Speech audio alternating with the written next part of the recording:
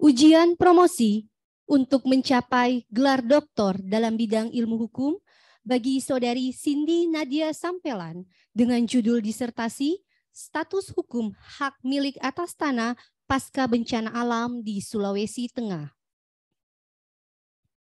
Rektor Universitas Hasanuddin dalam hal ini diwakili oleh Dekan Fakultas Hukum Universitas Hasanuddin, Profesor Dr. Hamzah Halim, SH.MA, MAP, sebagai Ketua Sidang Terbuka Ujian Promosi Doktor.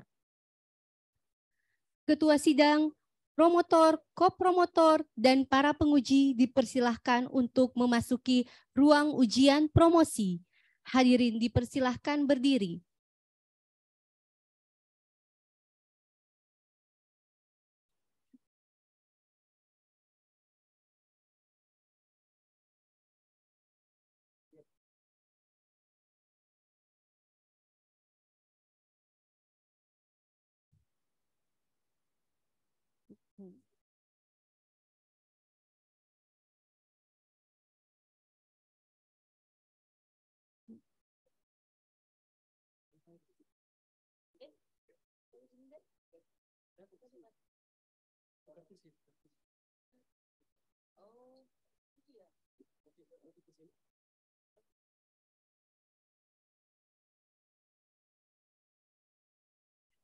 Hadirin dipersilahkan duduk kembali.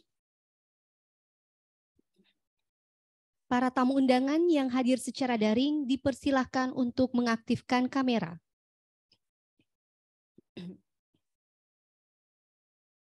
Ujian promosi ini adalah rangkaian dan tahapan-tahapan ujian yang telah dilalui Saudara Promovendus, di mana pada tanggal 23 November 2020 proposal, pada tanggal 21 April 2021 seminar hasil penelitian, pada tanggal 23 September 2022 ujian disertasi, dan pada hari ini adalah ujian terakhir untuk mencapai gelar doktor dalam bidang ilmu hukum. Ujian promosi Dr. Saudari Cindy Nadia Sampelan dibuka oleh Ketua Sidang. Bismillahirrahmanirrahim. Assalamualaikum warahmatullahi wabarakatuh. Selamat siang dan salam sejahtera untuk kita semua. Alhamdulillahirrabbilalamin wa bihi nasta'in wa la umurud dunya waddin. Wassalatu wassalamu ala asrafil anbiya wal mursalin Sayyidina Muhammad wa ala ali Sayyidina Muhammad. Yang saya hormati promotor dan ko-promotor, yang sama saya hormati secara khusus penguji eksternal, kemudian yang sama saya hormati tim penguji, ibu bapak, para undangan, kemudian secara khusus pada Saudari Cindy Nadia Sampelan. Sebelum saya membuka sidang ujian promosi doktor ini, saya ingin bertanya kepada Saudara Promovenda, apakah Saudara telah siap secara fisik dan mental untuk mengikuti ujian promosi pada hari ini? Siap, Prof. Baik. Atas nama Rektor dengan ini, sidang terbuka ujian promosi doktor Saudari Cindy Nadia Sampelan saya nyatakan dibuka dan resmi.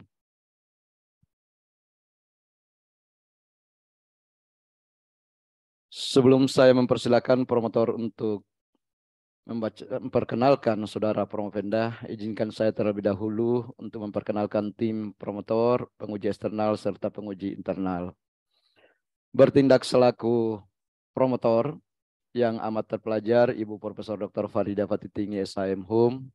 Beliau saat ini diberi tugas tambahan sebagai Wakil Rektor Bidang Sumber Daya, Alumni dan Sistem Informasi Universitas Hasanuddin.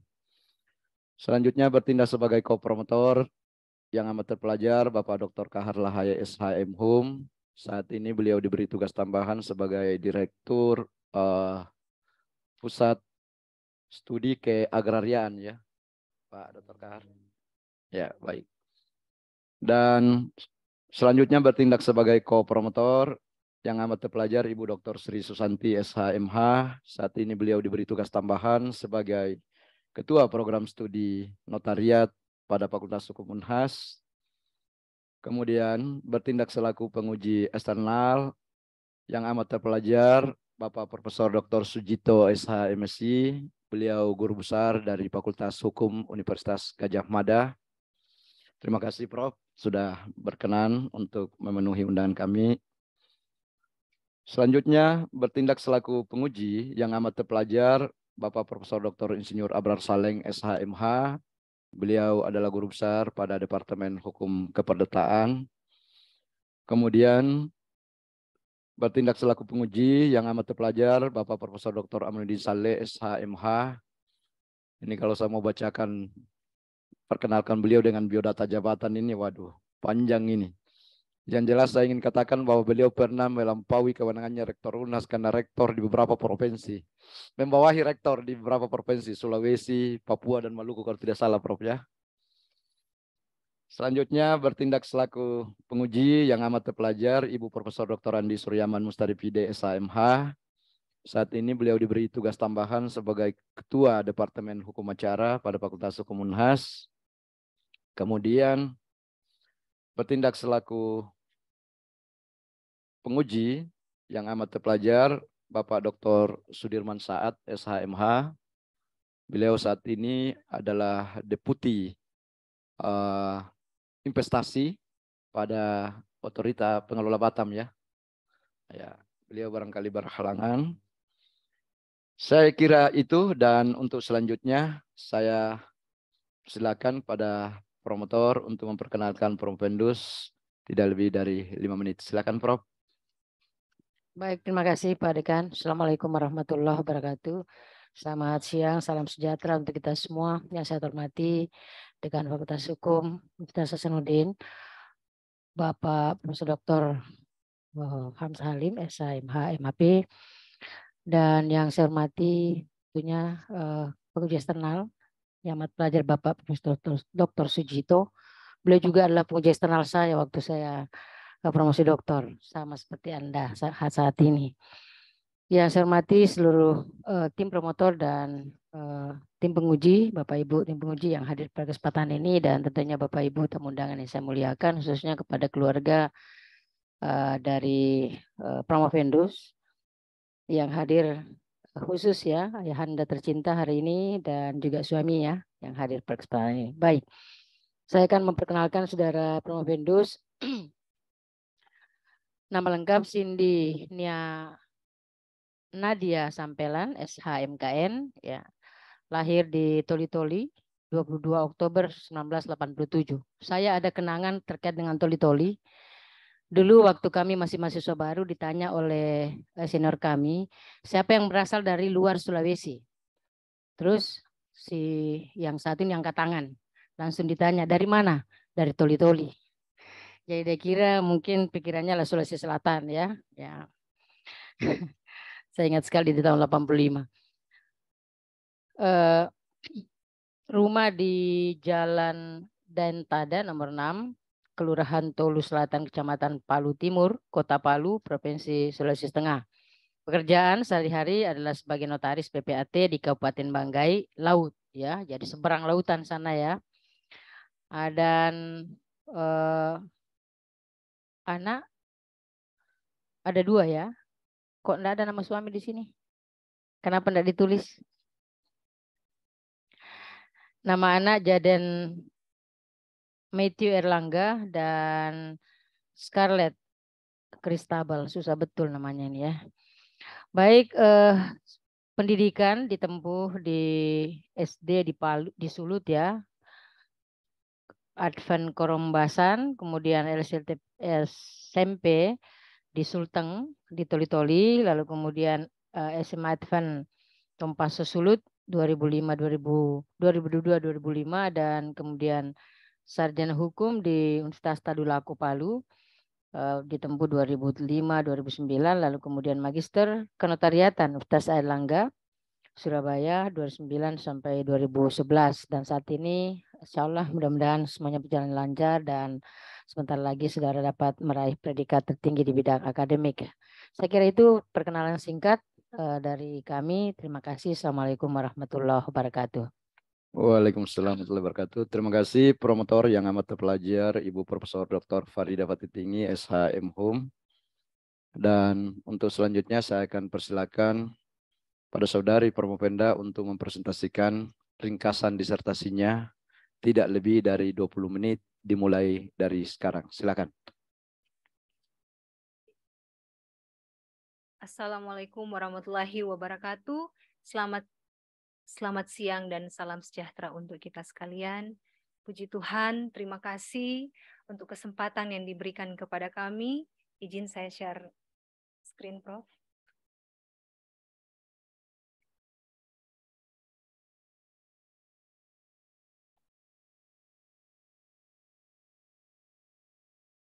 Yang terhormat dan amat terpelajar, Bapak Profesor Dr. Hamzah Halim, SH, MH, MAP, selaku Ketua Sidang sekaligus Dekan Fakultas Hukum Universitas Hasanuddin.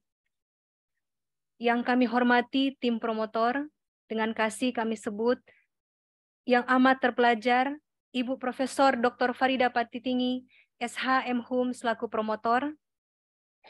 Yang amat terpelajar, Bapak Dr. Kahar Lahai, SH, MH, selaku kopromotor 1.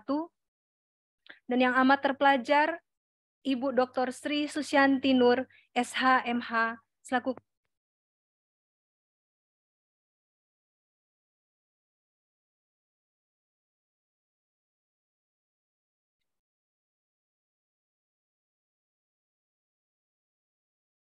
yang amat terpelajar, Bapak Profesor Dr. Sujito SH, MSI, selamat datang kembali di Kota Daeng, di Fakultas Hukum Universitas Hasanuddin, Prof.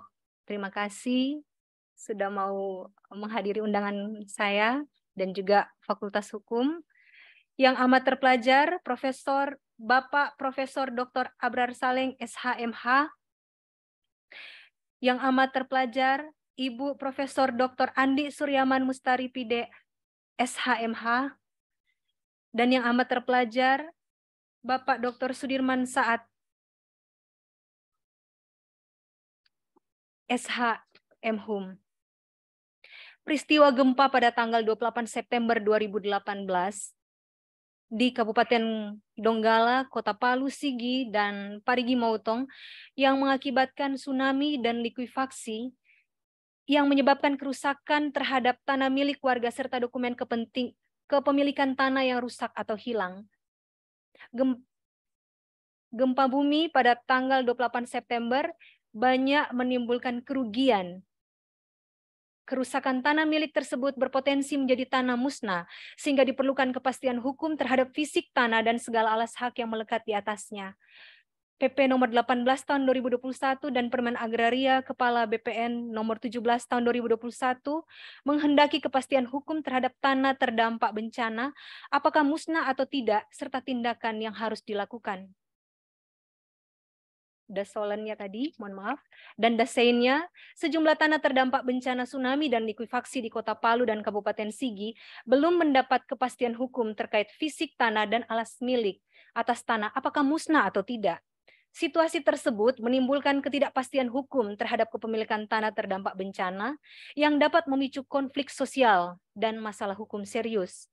Peraturan Pemerintah Nomor 18 Tahun 2021 dan Permen ATR BPN Nomor 17 Tahun 2021 tidak serta-merta memberi kepastian hukum segera terhadap tanah musnah yang terdampak bencana beserta segala alas hak yang melekat di atasnya.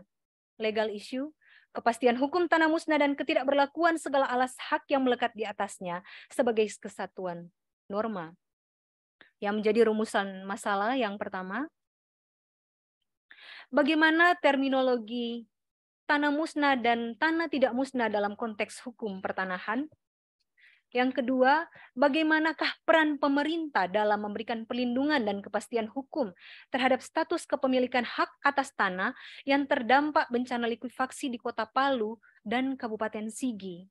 Dan yang ketiga, bagaimana formulasi ideal pengaturan terhadap status hukum kepemilikan hak atas tanah yang terdampak bencana likuifaksi dalam memberikan perlindungan dan kepastian hukum terhadap pemegang hak milik atas tanah? Originalitas penelitian, disertasi Soeharto, Hukum dan Lumpur Lapindo, tanggung jawab pemerintah dan PT Lapindo Brantas INC dalam sengketa lingkungan di Sidoarjo. Kemudian tesis Dia Astri Elisa, pasca sarjana Universitas Erlangga, tentang status hak atas tanah pasca bencana likuifaksi di Kota Palu, dan tesis pasca sarjana Universitas Hasanuddin 2020 Nadia Muntu, tinjauan yuridis terhadap kepemilikan hak atas tanah di Kota Palu. Dan yang terakhir, tesis Program Studi Magister Kenotariatan Universitas Hasanuddin 2022, ke status hukum hak milik atas tanah yang ditetapkan sebagai zona merah pemerintah daerah Kota Palu.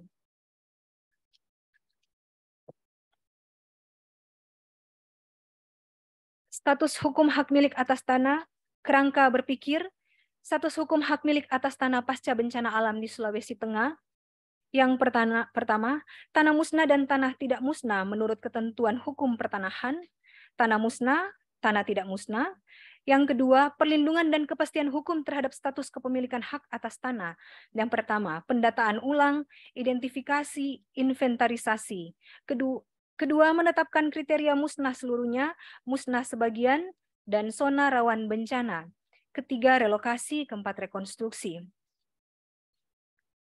Kerangka berpikir yang ketiga, konsep formulasi pengaturan terhadap status hukum kepemilikan hak atas tanah, redefinisi tanah musnah, pemberian tanah pengganti yang baru sesuai dengan hak atas tanah atau ganti kerugian, dan menghasilkan atau terwujudnya perlindungan hukum dan kepastian hukum terhadap status hukum hak milik atas tanah yang terdampak bencana alam.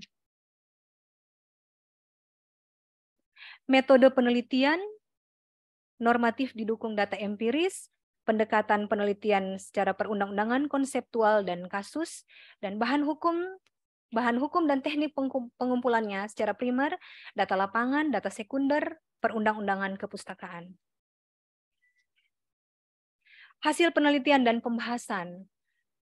A. Terminologi tanah musnah dan tidak musnah. Tanah musnah menurut Undang-Undang Nomor 48 Tahun 2007, pengesahan Perpu Nomor 2 Tahun 2007, PP Nomor 18 Tahun 2021, Permen ATR BPN Nomor 6 Tahun 2010, Permen ATR BPN Nomor 17 Tahun 2021, menyatakan bahwa mendefinisikan tanah musnah adalah tanah yang sudah berubah dari bentuk asalnya karena peristiwa alam dan tidak dapat diidentifikasikan lagi, sehingga tidak dapat difungsikan, digunakan, dan dimanfaatkan sebagaimana mestinya. Kriteria tersebut harus bersifat kumulatif, atau dalam penafsiran hukum harus dilakukan secara argumentum a contrario, bersifat kumulatif, kelima unsur harus terpenuhi.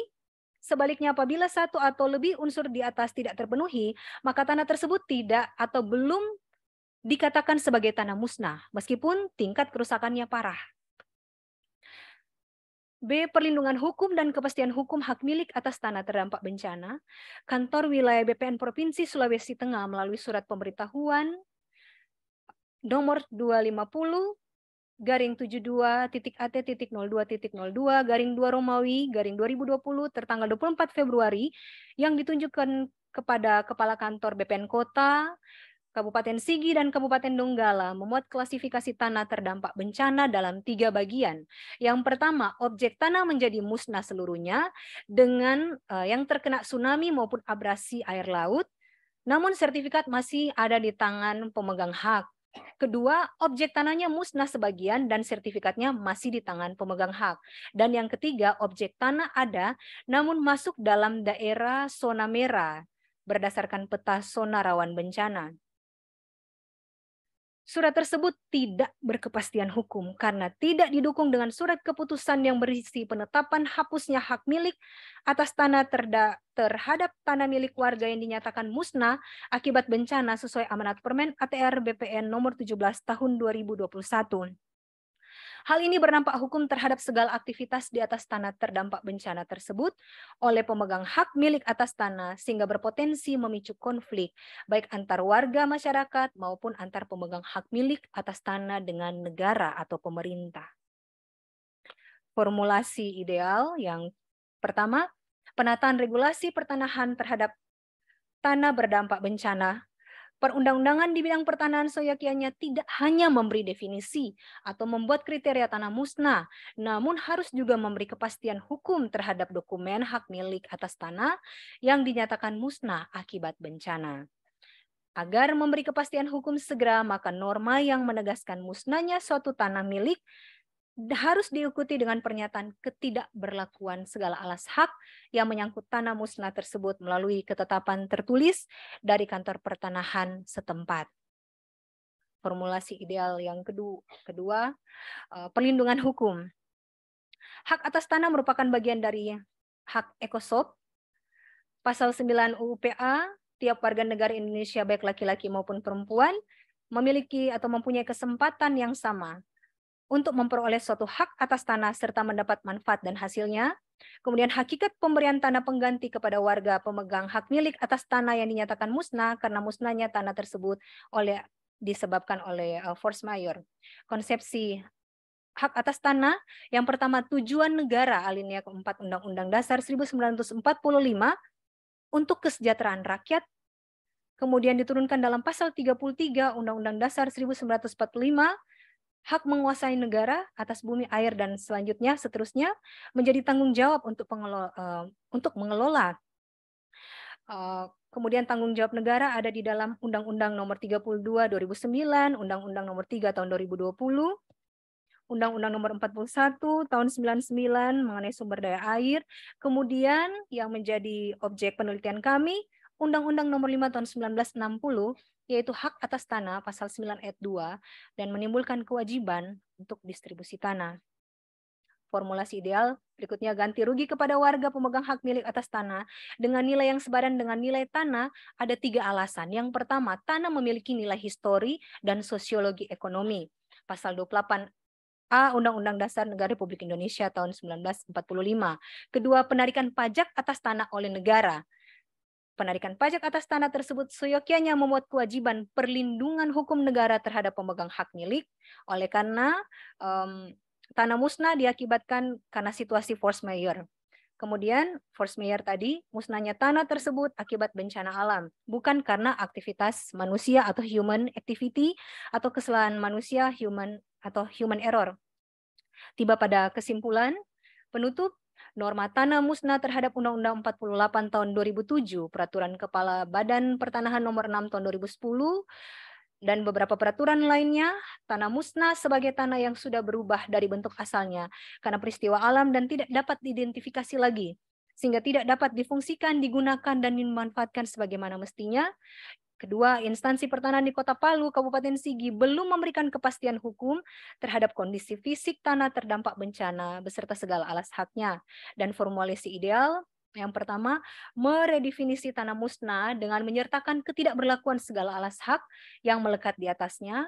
Kedua, negara berkewajiban memberikan tanah pengganti dengan status hak milik sesuai doktrin rights for land, hak atas tanah, dalam Undang-Undang Nomor 5 1960 atau memberi ganti kerugian dengan nilai sepadan dengan nilai tanah kepada warga yang tanahnya musnah. Menjadi saran, yang pertama, demi memberi kepastian hukum segera, seyogyanya norma tanah musnah dalam peraturan perundang-undangan diikuti dengan pernyataan ketidakberlakuan segala alas hak yang melekat di atasnya. Yang kedua, seyogyanya instansi pertanahan di Kota Palu dan Kabupaten Sigi segera memberikan kepastian hukum terhadap kondisi fisik tanah terdampak bencana, serta segala alas hak melekat di atasnya agar sejalan dengan PP Nomor 18 tahun 2021 dan Permen ATR Kepala BPN Nomor 17 tahun 2021. Dan yang ketiga terakhir, seyogyanya negara memenuhi hak-hak warga korban bencana yang tanahnya musnah dengan memberi tanah pengganti berdasar pada hak atas tanah dalam UU-PA dan ganti kerugian yang sepadan.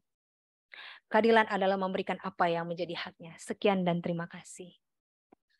Baik, terima kasih Saudari Promopenda yang telah memanfaatkan waktu dengan sangat efektif, kurang dari 15 menit dari waktu yang disediakan.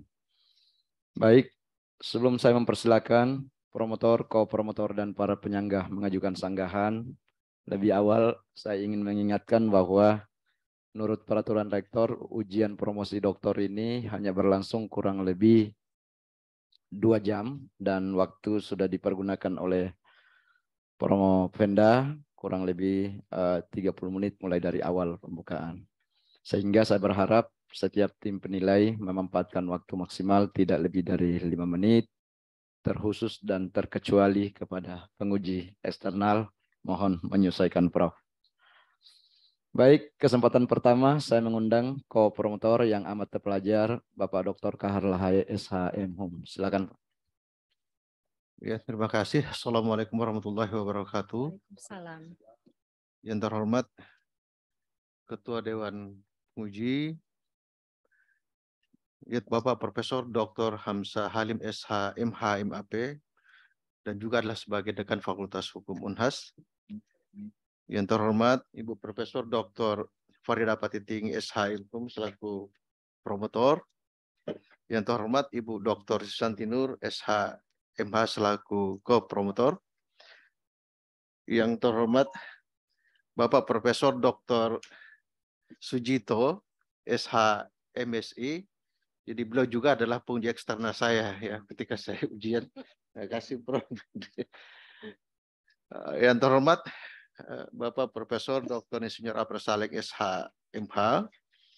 Yang terhormat Bapak Profesor Dr. Haji Aminuddin Saleh SH MH. Yang terhormat Ibu Profesor Dr. Andi Surya Mustaripida SH MH.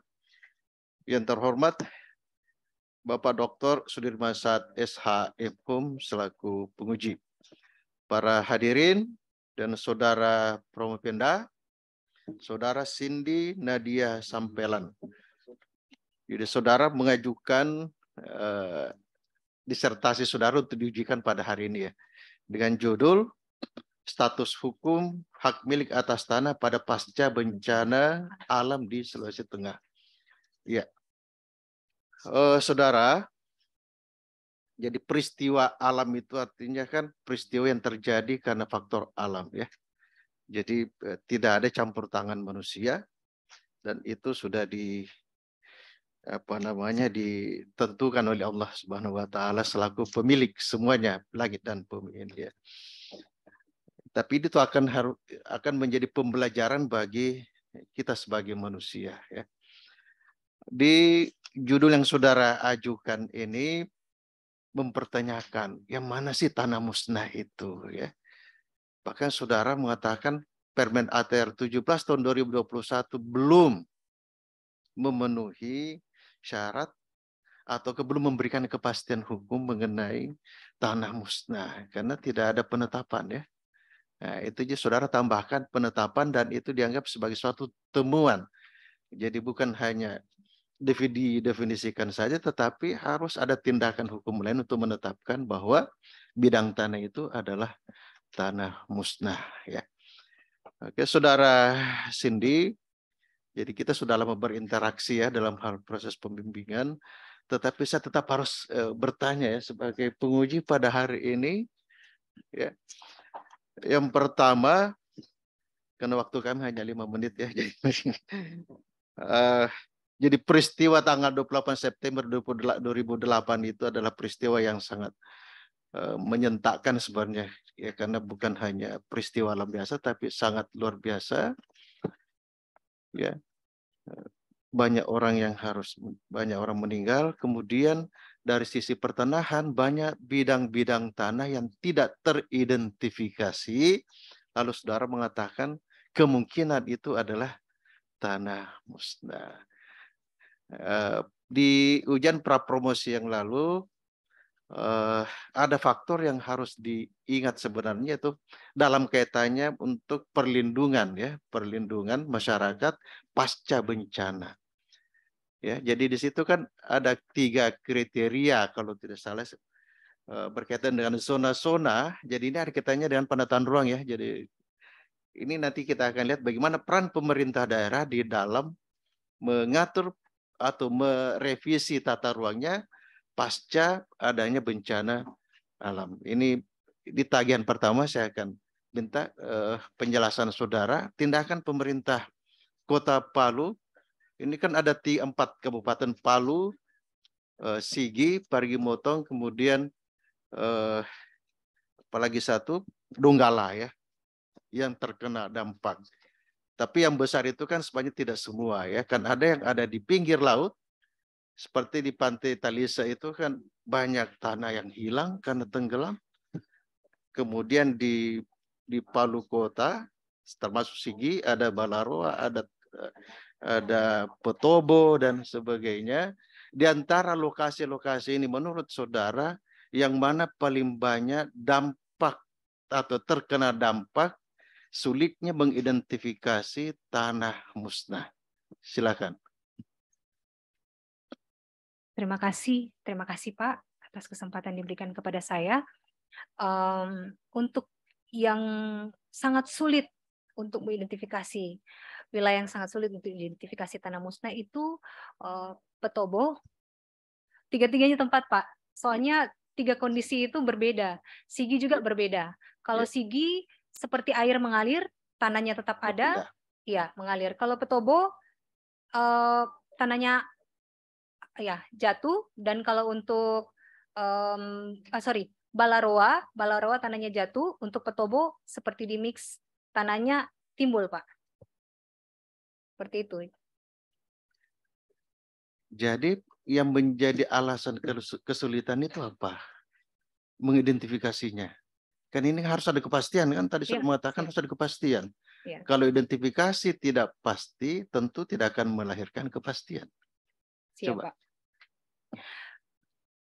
Kalau saya sendiri Pak melihat tanah itu ada. Tanah itu ada, apalagi di Sigi, tanah itu masih ada.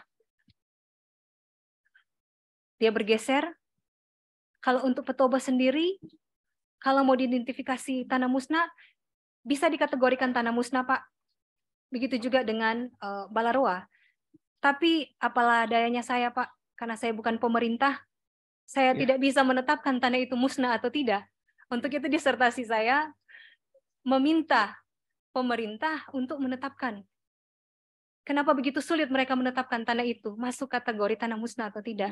Sehingga hanya mengeluarkan 3 klasifikasi tadi Pak. Iya, ya pasti saudara bukan pihak yang mau menetapkan ya. Siapa? Nah, betul. Tetapi kan paling tidak ada informasi, ada data yang saudara sampaikan kepada pemerintah daerah. Bahwa di wilayah A, B, C kondisinya seperti ini, keberlakuannya atau apa yang akan dilakukan pemerintah daerah itu bisa menjadi catatan dan itu masukan bagi pemerintah daerah. Ada zona merah, ada zona kuning, ada zona hijau, ya. 3 zona ini kan berbeda perlakuannya ya. Itu saya kira yang perlu saudara pertegas ya. Tetapi ya itu ya. Kemudian peran dari pemerintah daerah, Pak, sudah ada perubahan RT/RW-nya? Siapa? Sudah ada Pak. Sudah ada ya? Sudah ada. Jadi sekarang tanah itu dikosongkan khususnya pada zona merah ya? Iya Pak. Tanah itu menjadi ruang terbuka hijau, tidak dapat didirikan bangunan di tempat itu, sesuai dengan RT/RW nomor 2 2021 untuk Kota Palu, dan Sigi ada maaf Pak, penyediaan RTH, fasilitas pendukung, penyediaan ruang terbuka, sarana dan prasarana mitigasi bencana dan penelitian. Jadi tempat itu tidak dapat ditempati oleh atau tidak dapat bukan menjadi tempat pemukiman Pak. Iya. Kosong. Oke, baik. Terima kasih. Terima kasih, Rob. Saya kembalikan kepada Ketua Dewan Penguji. Assalamualaikum warahmatullahi wabarakatuh. Waalaikumsalam warahmatullahi wabarakatuh. Terima kasih pada yang amat terpelajar, Bapak Dr. Kahar Lahai SHM Home. Jadi tadi Promopenda bertanya apa susahnya menetapkan. Gampang menetapkannya, tapi konsekuensinya Promopenda sudah kemukakan sendiri bahwa pemerintah wajib menyediakan tanah pengganti gitu. Baik, untuk selanjutnya saya mengundang yang amat terpelajar Ibu Dr. Sri Susanti SHMH juga selaku co-promotor. Silakan. Terima kasih atas kesempatan yang diberikan. Assalamualaikum warahmatullahi wabarakatuh dan selamat sore, sudah masuk sore ya. Yang saya hormati Ketua Ujian Promosi Bapak Profesor Dr. Hamzah Halim, SHMH MAP, dan yang saya hormati pula tim promotor Ibu Promotor, Ibu Profesor Dr. Farida Patitinggi, SHMHUM, dan Co-Promotor Bapak Dr. Kaharlahai, SHMH. Yang saya hormati penguji eksternal, Bapak Profesor Dr. Sujito, SHMSI, selamat datang Prof. Kemudian Bapak Profesor Dr. Insinyur Abdul Saring, SHMH, Profesor Dr. Haji Aminuddin Saleh, SHMH, guru kita. Kemudian Ibu Profesor Dr. Andi Suryaman Mustaripide dan Bapak Dr. Suliman Saad, SHMHUM. Tentunya dengan yang saya hormati pula adalah para hadirin. Ya, Saudara Cindy, Anda hari ini berdiri di podium ya untuk mempertahankan apa yang sudah Anda lewati, mulai dari proposal, hasil, tutup, kemudian hari ini adalah promosi. Ya, nah tadi sudah dipertegas ya oleh co-promotor terkait dengan definisi Anda sebenarnya terkait dengan apa yang disebut dengan tanah musnah. Ya, apa Anda sependapat dengan definisi tanah musnah yang ada dalam PP? Tidak sependapat sepenuhnya, Prof. Amin. Kalau menjawab saya, kenapa tidak sependapat sepenuhnya? Karena kalau saya melihat Anda menggunakan definisinya kan, salah satunya adalah ketika dia tanah musnah sebenarnya tanahnya masih ada, tetapi fungsinya yang tidak bisa lagi digunakan seperti fungsi yang semula. Ya, nah ada beberapa sebenarnya perda yang sudah lahir. Ya kalau Anda bilang tadi pemerintah tidak cukup tanggap, sebenarnya pemerintah sudah ada beberapa yang keluar dalam bentuk perda, ya. Dan kalau kita lihat antara satu perda dengan perda lainnya itu hanya menyebut 3, ya, rawan banjir, rawan apalagi tsunami dan rawan longsor. Tapi definisi Anda lebih kepada zona merah, zona hijau dan zona kuning. Nah, kira-kira kalau mau dipetakan, apakah ketika kita katakan itu adalah rawan tsunami, itu adalah zona merah yang Anda sebutkan dalam konsep tidak bisa lagi ada hak kepemilikan di atas tanah tersebut. Izin menjawab, Ya, Bu. silakan. Kembali, Bu, definisi tanah musnah, tanah yang sudah berubah dari bentuk asalnya Ya, karena peristiwa alam dan tidak dapat diidentifikasi lagi sehingga tidak dapat difungsikan, digunakan, dan dimanfaatkan sebagaimana mestinya.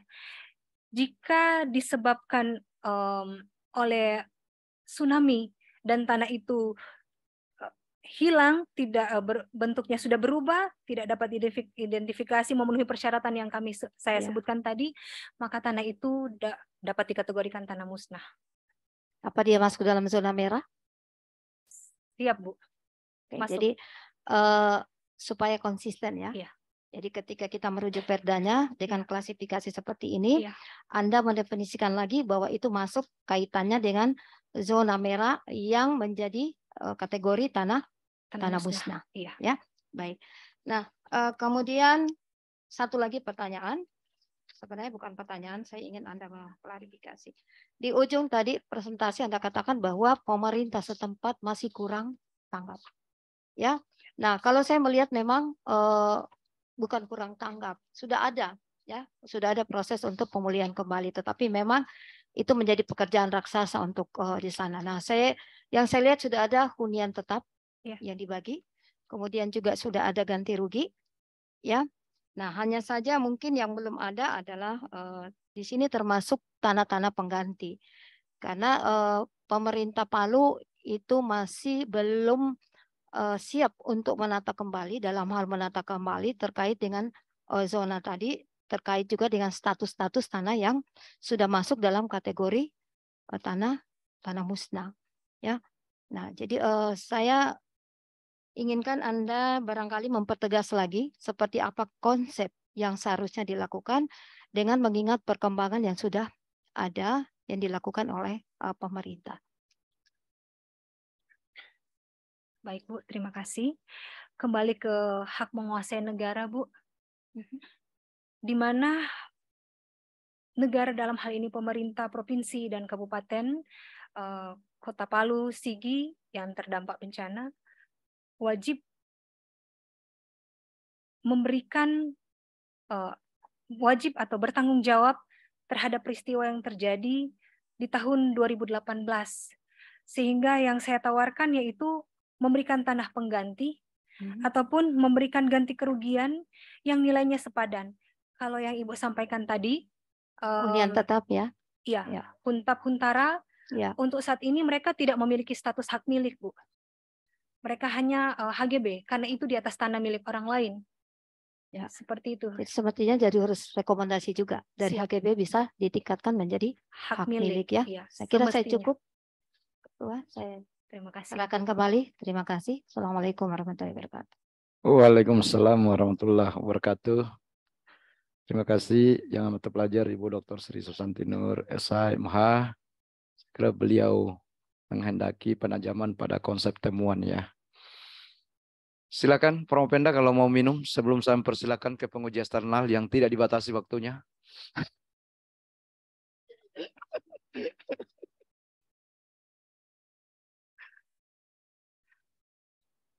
Terima kasih, Prof. Baik, untuk selanjutnya saya mengundang dengan hormat yang amat terpelajar penguji eksternal Bapak Profesor Dr. Sujito SHMSI. Silakan Prof.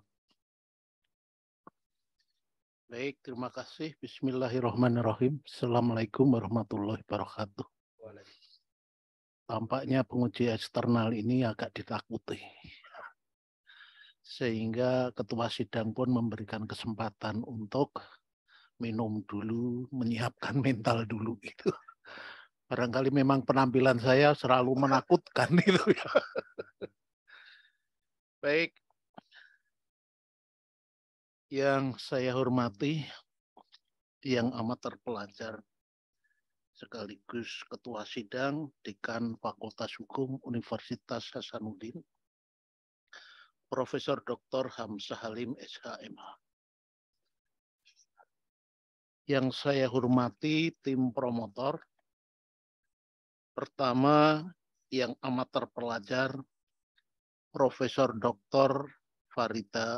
Farida Patitinggi SHM Hum, sekaligus Wakil Rektor Universitas Hasanuddin, selaku promotor dan kemudian kopromotor yang pertama yang amat terpelajar Dr. Kahar Lahai SHMH, yang amat terpelajar Dr. Sri Susianti Nur SHMH. Berikutnya yang saya hormati tim penguji yang amat terpelajar Profesor Dr. Insinyur Abrar Saleng SHMH, yang amat terpelajar dan saya amat hormati Profesor Dr. Andi Suryaman Mustari PD SHMH, yang saya hormati dan saya yang sangat amat terpelajar dan selalu menjadi panutan saya ini, Profesor Dr. Aminuddin Saleh SHMH. Dan tidak kurang walaupun hari ini tidak bisa hadir, yang saya hormati dan amat terpelajar Dr. Sudirman Saad SHMH. Saudara Cindy Nadia Sampelan. Selamat kepada saudara. Insya Allah kalau tanpa halangan apapun, dalam hitungan menit barangkali, nggak usah 1 jam. Padahal saya pengennya menyampaikan ujian ini 1 jam untuk khusus saya. Tapi nggak diizinkan oleh ketua. Ya udah, saya akan bertanya sedikit saja. Pertanyaan saya menegaskan apa yang sebetulnya sudah ditanyakan oleh tim promotor. Saya pertama melihat bahwa saudara dalam disertasi ini sudah mencoba untuk berpikir secara sistematis ya. Kalau kita berbicara bencana, dalam kerangka Undang-Undang Penanggulangan Bencana, itu ada tahap pra-bencana, tahap tanggap darurat, baru kemudian tahap pasca bencana. yang saudara teliti ini berada pada tahap pasca bencana. Di sana saudara melihat ada banyak korban jiwa raga. Tetapi juga ada permasalahan lain. Korban itu berupa harta benda. Secara lebih spesifik, saudara meneliti korban-korban yang terjadi akibat gempa dan tsunami di Palu, dan ini khusus masalah tanah. Di sana kemudian saudara teliti aturan hukumnya kayak apa untuk mengatakan tanah musnah itu ada atau tidak. Saudara meneliti secara fisik apa saja yang terjadi di sana dengan tanah-tanah itu. Ada yang musnah seluruhnya, ada yang musnah sebagian, ada tanah-tanah yang terkena dampak itu tetapi sebetulnya masuk dalam zona rawan bencana. Betul seperti itu ya. Dan kemudian di ujung dari sistematika berpikir saudara, saudara hendak menawarkan formulasi ideal untuk penyelesaiannya supaya ada kepastian hukum dalam hal pemilikan tanah pasca ada rekonstruksi. Betul seperti itu? Ya. Satu sisi dari sisi akademik ilmiah, disertasi saudara bagus. Nah, sekarang secara substantif, saya tanya pada masalah yang nomor 2 saja. Tadi kan saudara mengatakan bahwa dari penelitian yang saudara lakukan, ada sebagian tanah yang betul-betul seluruhnya musnah. Ya. Kemudian ada yang musnah sebagian. Ada yang terkena dampak, tapi sebetulnya dia tanah-tanah yang berada pada zona rawan bencana. Dan pada zona rawan bencana ini sebetulnya sesuai dengan tata ruang, tidak boleh ada hunian. Kan begitu kan? Nah, dari 3 kategori ini, sudah barang tentu kalau ingin diambil solusi penyelesaiannya, mesti melihat pada masing-masing. Ada karakteristik sendiri. Betul nggak? Betul kan? Untuk tanah musnah, saudara mengatakan, karena memang sudah musnah, alas-alas haknya pun harus juga dibatalkan, dicabutlah. Sudah dinyatakan tidak berlaku. Saya sangat setuju itu. Dan itu sudah dilakukan atau belum? Izin menjawab, Prof. Iya. Belum, Prof. Nah, kalau belum itu sebetulnya itu tindakan mudah bagi kantor pertanahan sebagai instansi vertikal dari BPN. Iya. Sebetulnya kan tidak terlalu sulit, uang tanahnya sudah nggak ada kok.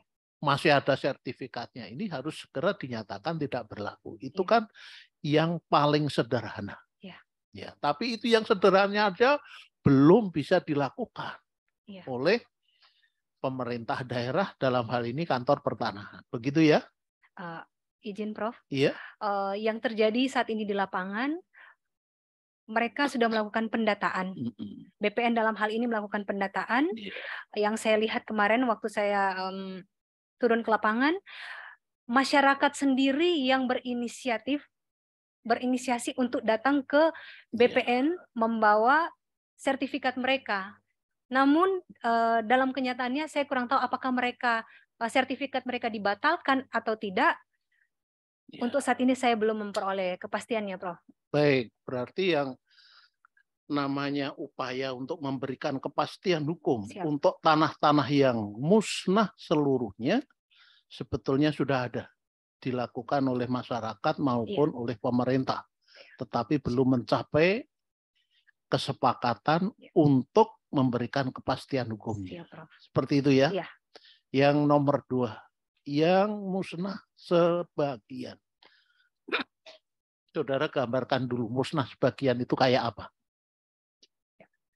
Terima kasih, Prof. Iya. Mohon maaf, Prof, sebelumnya klasifikasi tanah terdampak ini bukan kami, Prof, tapi dari surat Kanwil ATR BPN. Jadi untuk objek tanah musnah sebagian dan sertifikatnya masih di tangan pemegang hak. Kalau sepengetahuan saya yang saya lihat tanahnya ada, Prof. Sertifikatnya masih dipegang. Untuk sisi yang sebelah menyebelah ada yang sudah berubah bentuknya dan tidak dapat difungsikan lagi. Baik. Tapi dalam satu hamparan, Prof. Baik. Jadi ada sebagian yang memang sudah musnah, ada sebagian yang masih ada. Dan itu misalnya ada satu sertifikat, dan sertifikat itu tuh masing-masing untuk satu bidang. Artinya dalam sertifikat tertulis katakanlah 1.000 meter persegi, sekarang sudah kurang dari 1.000 meter persegi. Iya, Apakah seperti itu gambarannya? Iya, Prof. Betul, baik. Sekarang kalau yang sebagian musnah seperti itu, yang saudara idealkan, penyelesaiannya kayak apa?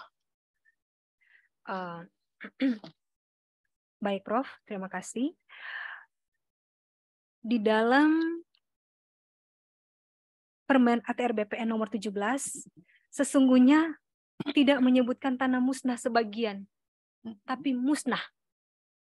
Iya, itu kan yang normatif yuridis. Saudara berdasarkan hasil penelitian nyatanya kan ada musnah sebagian. Yang ini yang saya tanyakan berdasarkan hasil penelitian saudara.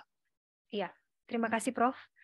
Sebagaimana yang saya sampaikan tadi, 3 klasifikasi ini adalah bagian dari surat Kakanwil, Prof. Iya, untuk 3 klasifikasi ini.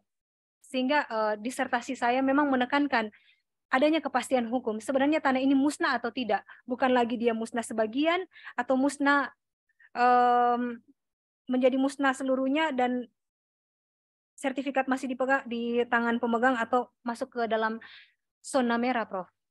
Kemudian sekarang yang saudara temukan dalam penelitian saudara ya, penyelesaian untuk yang tanah musnah sebagian ini kayak apa gambarannya? Yang saya lihat saat ini, Prof, untuk yang terdampak likuifaksi, untuk di wilayah Sigi sendiri sudah jadi hutan, Prof, tidak ditempati orang.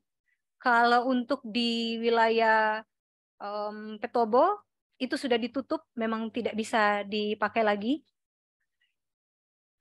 Dan untuk di wilayah Balaroa sebagian sudah ada yang bangun tempat tinggal, Prof. Berarti ada penyelesaian yang berbeda-beda. Kepastian ini akan diberikan kepada seseorang, kepastian ini tidak boleh ditempati lagi, kepastian bahwa itu sudah menjadi hutan. Gitu. Apakah kira-kira seperti itu yang saya dapat tangkap? Benar? Iya. Ya, benar. Seperti itu memang yang dilakukan untuk memberikan kepastian hukum karena tanahnya berbeda-beda. Siap, Prof. Itu kalau kembali ke RT RW tidak seperti itu, Prof. Baik, saya kira itu untuk masalah yang nomor 3 karena saudara berbicara mengenai formulasi ideal. Idealitas menurut Anda ternyata bukan idealitasnya menurut aparat, menurut Pemda, menurut kantor pertanahan, bahkan juga belum formulasi ideal menurut para pakar yang lain. Dan ini saya kira yang perlu ada diskusi lebih lanjut. Artinya yang saudara tawarkan sebagai ideal itu masih sebatas kajian saudara berdasarkan data dan teori yang saudara gunakan. Tetapi bagi yang mempunyai persepsi dan teori yang lain, barangkali akan mempunyai pendapat yang berbeda. Kira-kira seperti itu apa enggak? Sependapat saudara dengan saya? Oh ya, kalau sependapat nanti saya luluskan. Baik, saya kira itu aja dari saya. Terima kasih. Waktu saya kembalikan kepada Ketua Sidang.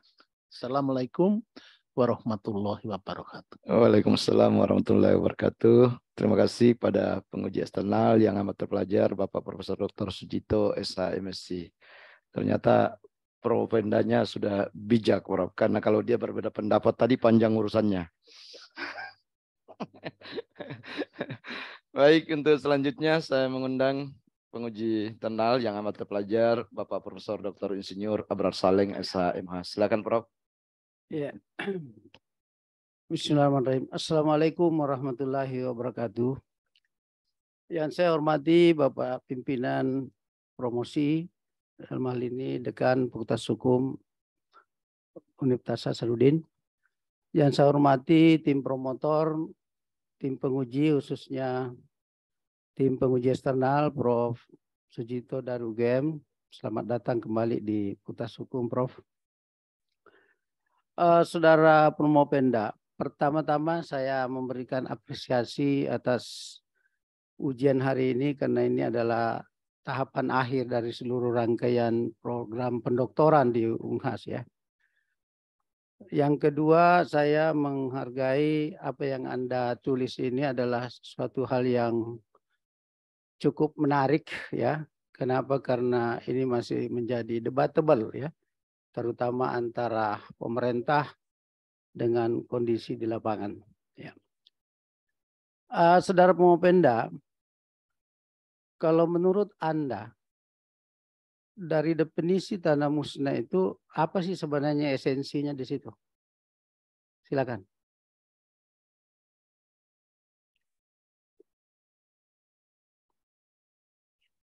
Esensi dari definisi tanah musnah menurut Permen ATR BPN nomor 17. Enggak, menurut Anda. Menurut saya, Prof. Ya, maaf, Prof. Pemerintah dalam hal ini hendak memberikan kepastian hukum, Prof. Bukan. Musnah itu apa itu? Apa itu pemahaman di benak Promopenda musnah? Hah? Di benak saya, Prof. Ya. Tanah musnah itu tanah hilang. Tanah yang sudah tidak berwujud lagi, Prof. Hilang atau ada? Sudah berubah bentuknya, Prof. Esensinya apa?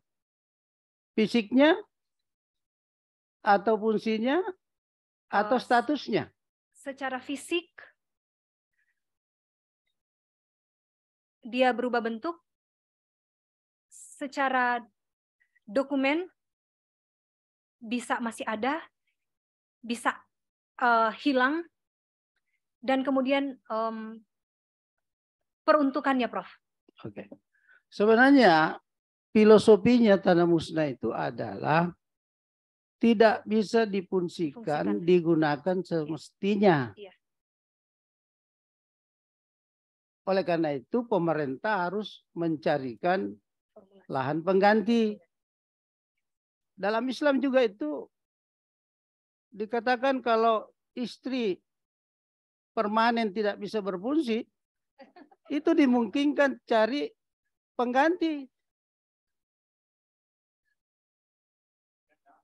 Ya.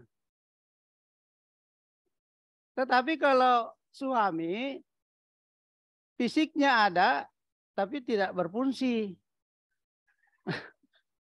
Jadi esensinya di sini bukan hilang, cuma karena ada peristiwa alam sehingga tidak bisa ditanami, tidak bisa ditinggali, tidak, apalagi kalau merasa tidak aman. Itu ya. Yang kedua, apa implikasi hukum dari tanah musnah?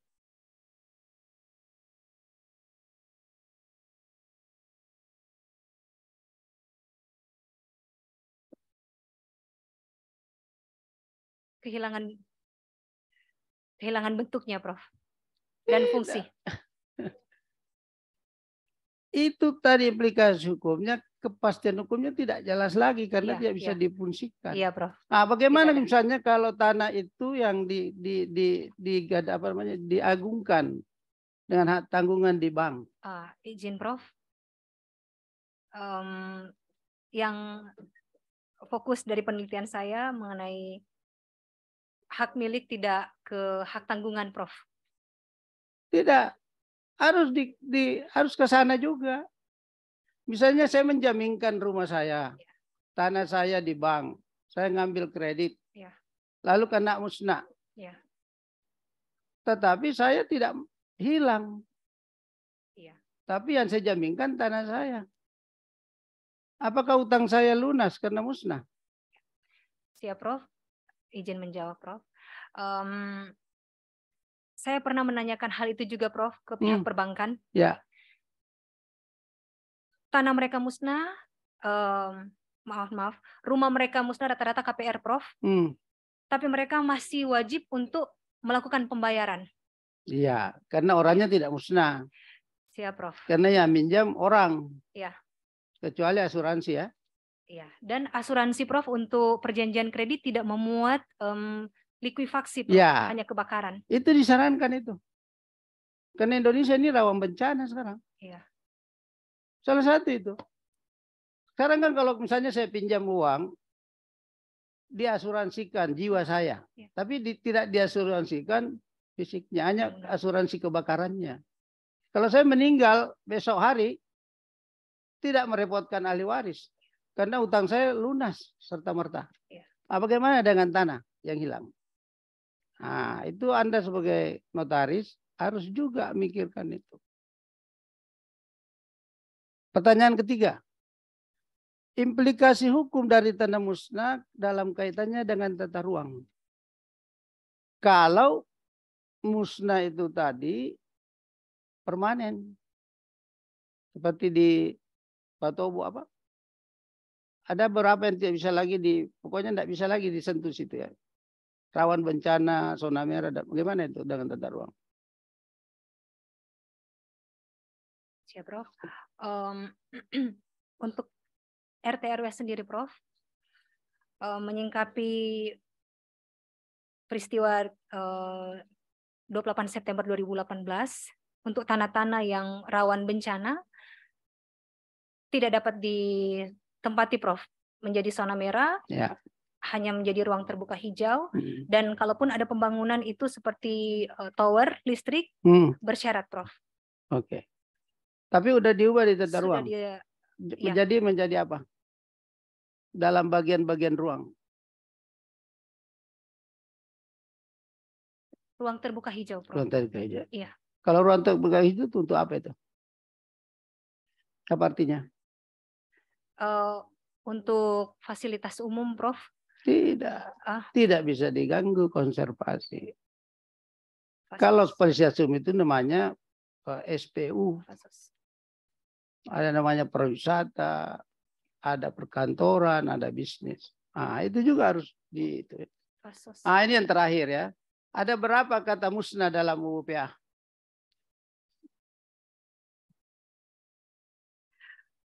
Ya.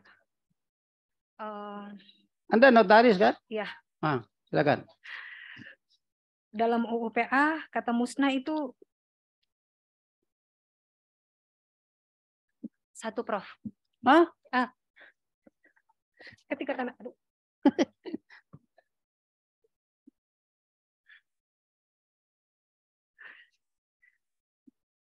ada berapa? Jadi kata musnah itu ada 3. Di pasal 27 berkaitan hak milik. Iya. Pasal 34 berkaitan dengan hak guna bangunan. Guna usaha, dan pasal 40 tentang HGB. Pertanyaan selanjutnya, kenapa cuma bahas hak milik? Silakan. Siap, Prof. Ya. Promovenda, saya sendiri, Prof, memang hanya memfokuskan ke hak milik, Prof, karena hak milik saja masih belum sempurna, Prof. Kalau saya sudah merembet ke hak pakai, hak guna bangunan dan yang lainnya. Tapi sebenarnya menarik. Kalau HGU kan itu objeknya tanah negara. Ya. HGB tanah orang lain, tanah negara juga boleh. Kalau hak milik, ya memang mestinya ada perbandingannya. Jadi nanti Cindy kembangkan itu ya. Oke. Saya kira demikian Bapak Dekan. Terima kasih. Assalamualaikum warahmatullahi wabarakatuh. Waalaikumsalam warahmatullahi wabarakatuh. Terima kasih yang amat terpelajar Bapak Profesor Dr. Insinyur Abraham Saleh SAMH. Saya kira banyak perspektif dan hal yang sangat filosofis dari disertasi Saudara Promovenda yang coba dibongkar oleh beliau. Dan itu menjadi perspektif untuk penyempurnaan disertasi saudara Promovenda ya. Baik, untuk selanjutnya saya mengundang yang amat terpelajar Bapak Profesor Dr. Aminuddin Saleh, SHMH. Silakan Prof. Assalamualaikum warahmatullahi wabarakatuh. Terima kasih Bapak Dekan selaku pimpinan sidang, para promotor dan co-promotor, para penguji internal, terkhusus kepada Profesor Sujito selaku penguji eksternal. Saya ingin bernostalgia ya. Itu 25 tahun, 23 tahun ya. Di bulan Desember, saya itu promosi doktor. 23 tahun ya, mungkin sudah lahir ya, sudah.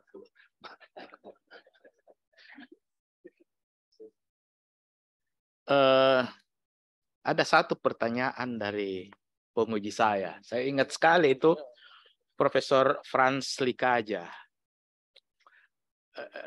Ada pernyataan, bukan pertanyaan dulu. Menyusul pertanyaan. Dia bilang, het recht hing achter de feiten aan. Tahu artinya itu? Hukum itu selalu terlambat dari perkembangan sosial. Coba diulang. Sosial.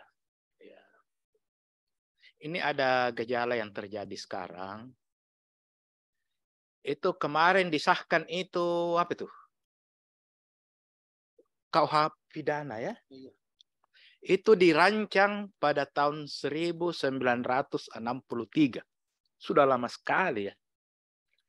Saya mau tanya dulu, kenapa itu suka terlambat itu hukum? Kenapa terlambat itu hukum mengikuti perkembangan sosial? Karena bentuknya tertulis ya sesuai dengan perundang-undangan seperti di Indonesia ya. Itu dirancang DPR macam-macam lama sekali. Tetapi ada suatu sistem hukum yang tidak terlambat. Sistem hukum apa itu? Yang berlaku di Indonesia juga. Betul. Sistem hukum adat ya. Kenapa dia tidak?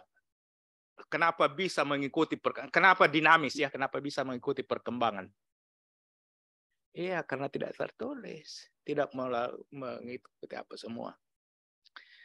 Yang jadi soal sekarang ini ialah dengan disahkannya ini KUH pidana ya, Kitab Undang-Undang Hukum Pidana, disahkan kemarin dan itu berlaku kapan? 3 tahun kemudian. 3 tahun kemudian, bayangkan lama sekali. Dan sedikit aneh ialah karena nomenklatur hukum adat itu tidak ada di dalam undang-undang itu. Ini aneh ini ya. Kasihan kita ini. Nanti ini pelajaran hukum adat tidak tahu bagaimana ini Prof. Karena padahal kita masih belajar hukum pidana adat, hukum itu nomenklatur tidak ada. Ini menggambarkan pertanyaan ini sekadar gambaran untuk ini dipanggil Cindy atau Kailan atau siapa? Cindy ya. Ini gambaran untuk kita semua bahwa Promovendus itu harus bisa menjawab semua pertanyaan. Tidak boleh menjawab, saya tidak bisa menjawab karena saya belum lahir waktu istilah itu dipopulerkan. Tidak boleh begitu ya. Tidak boleh juga bilang, itu bukan fokus kajian saya. Tidak boleh. Doktor itu adalah pendidikan tertinggi. Pendidikan formal yang tertinggi ya. Jadi dianggap semua tahu. Dan ini adalah akumulasi dari seluruh ujian.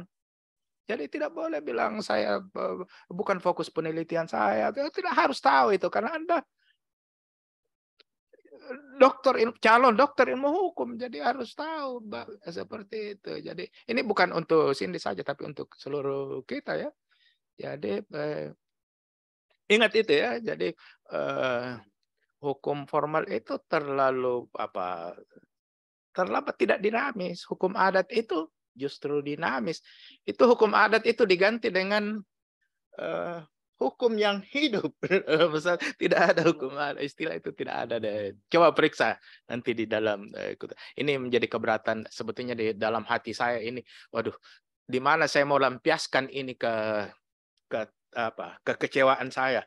Terus saya ingat, besok Cindy ujian. Saya mau lampiaskan di situ supaya mendapat perhatian. Terima kasih Bapak Ketua. Assalamualaikum warahmatullahi wabarakatuh. Waalaikumsalam warahmatullahi wabarakatuh. Jadi semakin banyak yang memberi masukan ya, dan saya kira beliau bercanda tapi penuh dengan makna filosofi ya. Terima kasih kepada yang amat terpelajar Bapak Profesor Dr. Aminuddin Saleh, SHMH, dan untuk selanjutnya saya mengundang yang amat terpelajar Ibu Profesor Dr. Andi Suryaman Mustaripide, SHMH. Silakan Prof. Terima kasih kepada yang amat sangat terpelajar Bapak Profesor Hamzah Halim selaku Ketua Sidang pada hari ini, dan beliau adalah selaku Dekan di Fakultas Hukum Unhas ya. Siapa yang tidak kenal beliau? Kalau ada yang tidak kenal beliau di sini, waduh, bukan mahasiswa ya, kecuali yang di hadapan kita ini mungkin saja tidak kenal juga ya. Kalau kuliah pasti kenal beliau. Ya. Oke, baik. Kepada yang amat sangat terpelajar, tentunya yang sebagai promotor di sini ini adalah Profesor Farida Patitinggi, SHMH.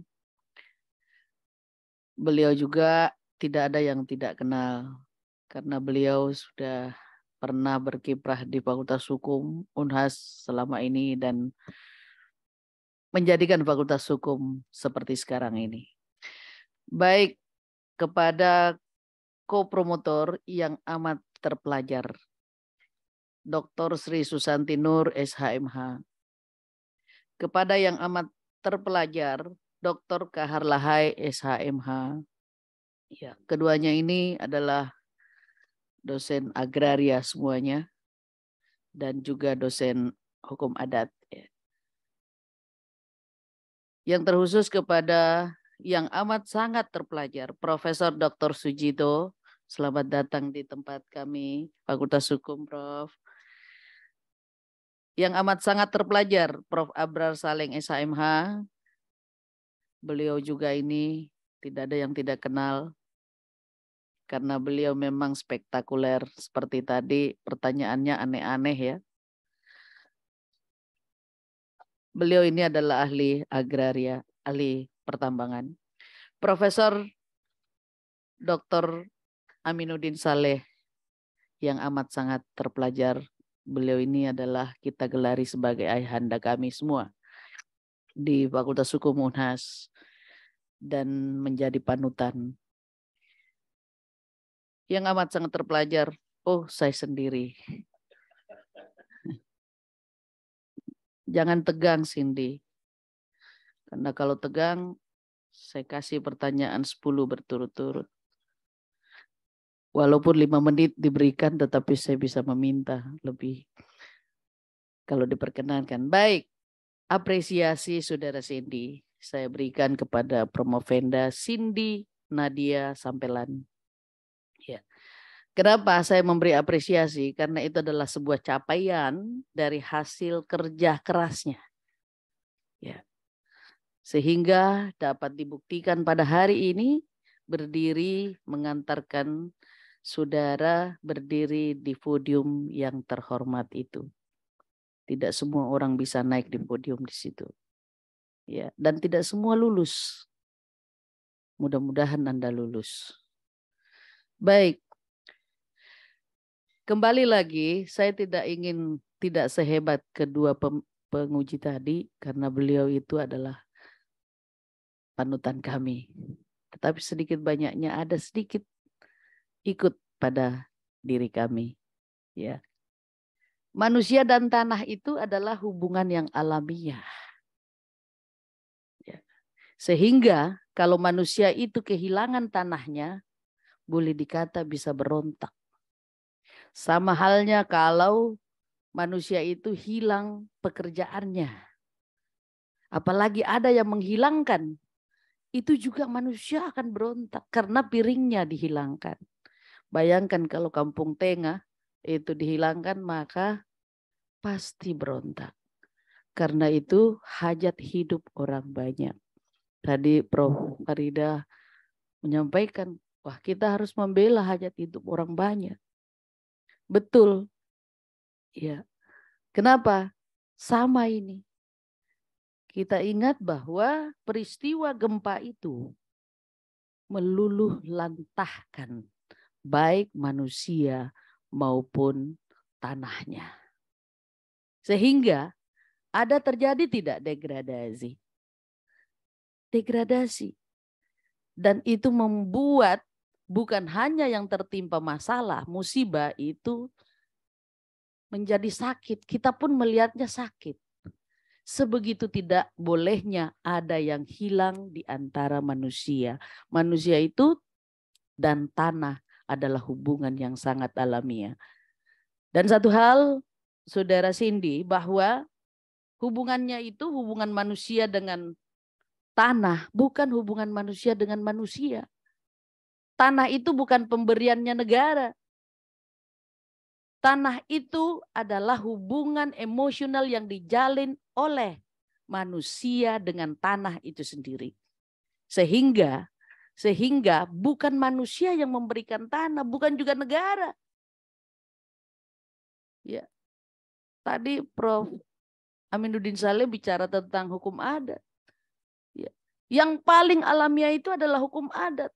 Dan satu-satunya yang tidak tertulis itu hukum adat dan tidak ditulis dalam bentuk konkret di dalam